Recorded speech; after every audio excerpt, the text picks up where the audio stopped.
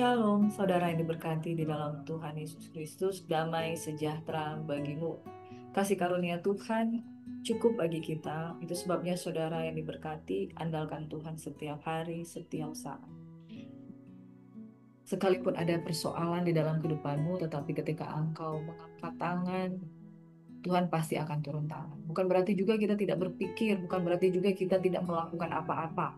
Ya, kita juga bertindak, bertindak dengan iman, bertindak dengan pengertian di dalam Tuhan.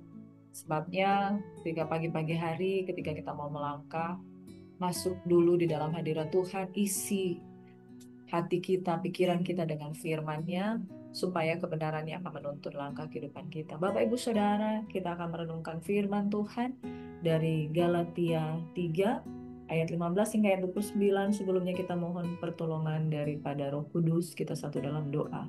Terima kasih Tuhan, kasih karunia-Mu cukup bagi kami, kebaikan-Mu tetap untuk selama-lamanya, dan kami mohon pertolongan dari Bapa, Putra, dan Roh Kudus dalam nama Yesus Kristus Tuhan, menyertai kita sekalian, sehingga oleh hikmat, pengetahuan, dan pengenalan yang benar akan Tuhan Yesus Kristus dalam firman-Nya, akan memberkati kehidupan kita. Firman Tuhan berkuasa untuk menyelamatkan jiwa kita.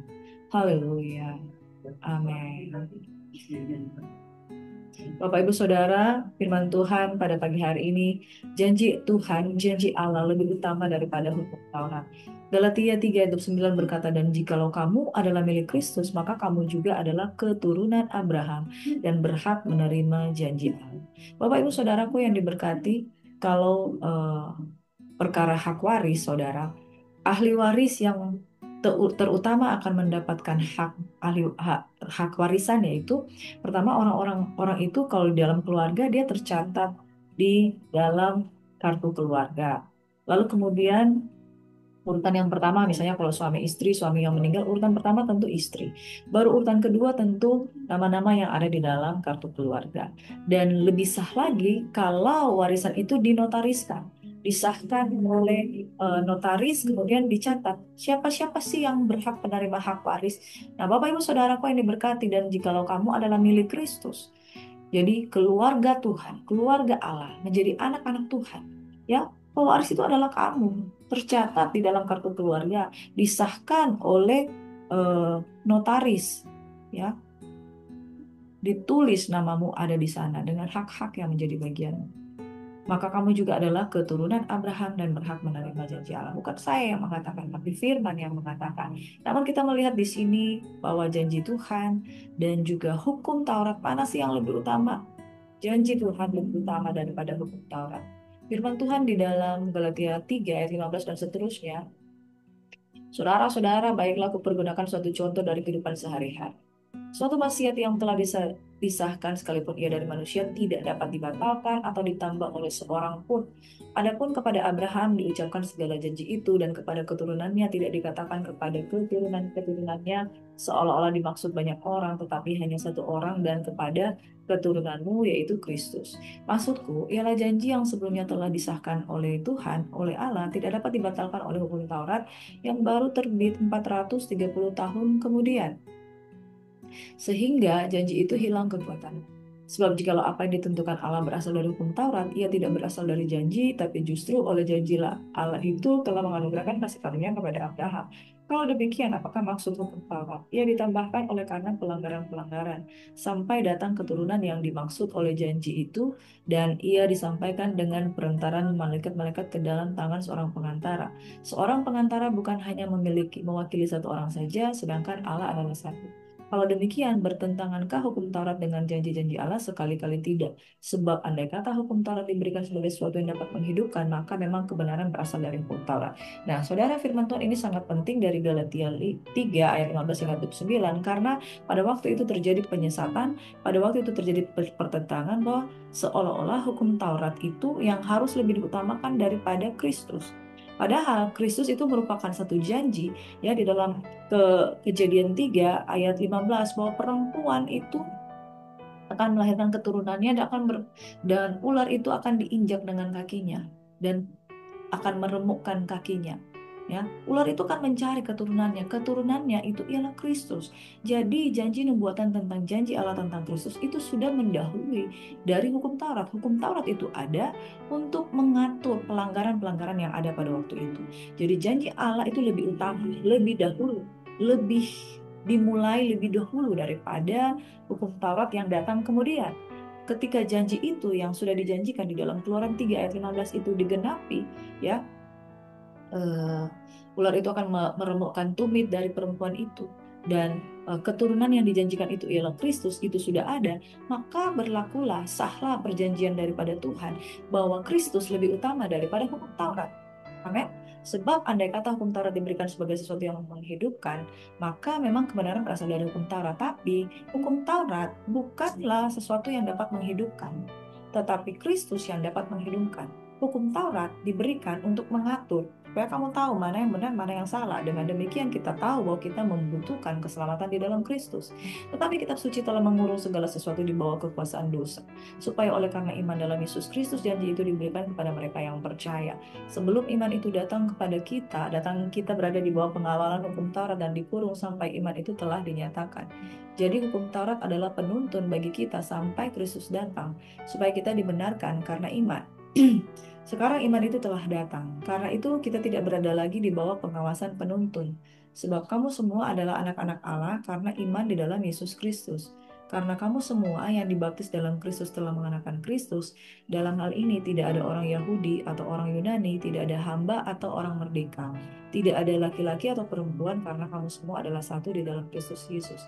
Dan jikalau kamu adalah milik Kristus, maka kamu juga adalah keturunan Abraham dan berhak menerima janji Allah. Bahkan orang-orang yang di luar bangsa Yahudi ketika percaya pada Kristus menjadi keturunan Abraham dan menerima janji Allah yang sama. Nah, Bapak Ibu Saudara, poin yang pertama yang kita renungkan di sini bahwa janji Allah tidak dapat dibatalkan oleh hukum Taurat, atau hukum Taurat bukan yang terutama di dalam pengenalan yang benar akan Tuhan. Mereka hanya mengenal, orang Yahudi hanya mengenal Yahweh. Orang Yahudi hanya mengenal bahwa janji Tuhan itu diberikan di Gunung Sinai, kemudian aturan-aturan diberikan itu di padang gurun, saudara, sampai mereka memasuki tanah Kanaan.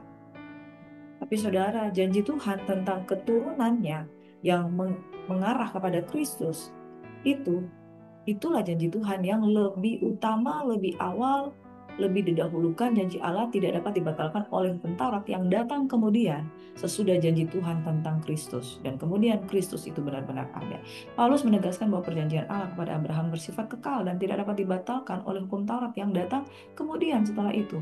Jadi hukum Taurat datang sesudah janji Tuhan. Dan janji Tuhan kemudian digenapi setelah hukum Taurat. Hukum Taurat itu bukan yang terutama. Tapi janji Allah kemudian digenapi sesudah hukum Taurat. Kita melihat bahwa Kristus sudah menggenapi semua janji-janji Tuhan.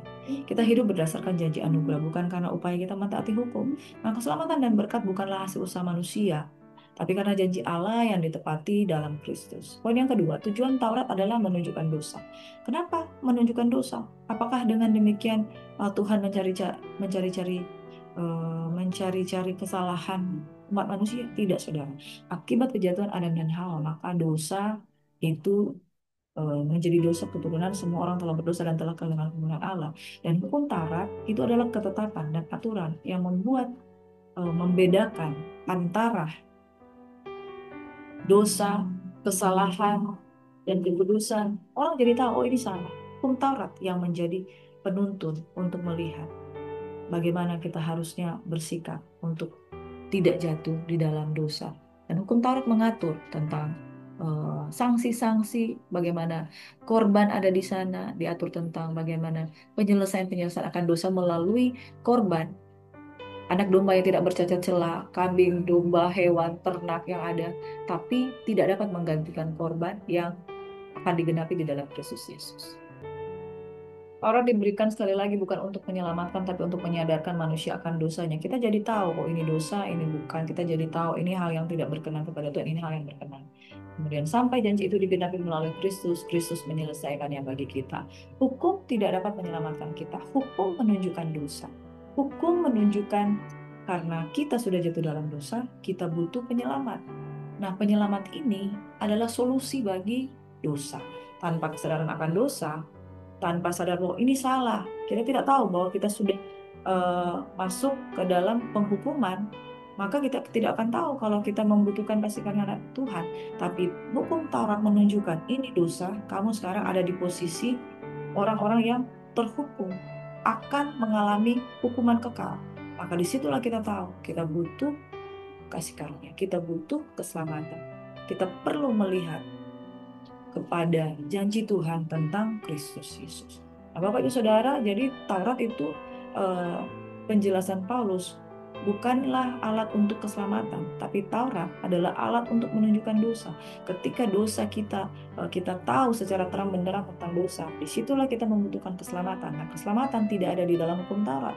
Keselamatan itu ada di dalam Kristus yang menyediakan darahnya sebagai penebusan bagi umat manusia. Amin. Yang ketiga, Taurat sebagai penuntun kepada Kristus. Dengan adanya Taurat digambarkan sebagai penjaga atau pengasuh yang mengarahkan kita. Tunggu nanti kepada janji Tuhan.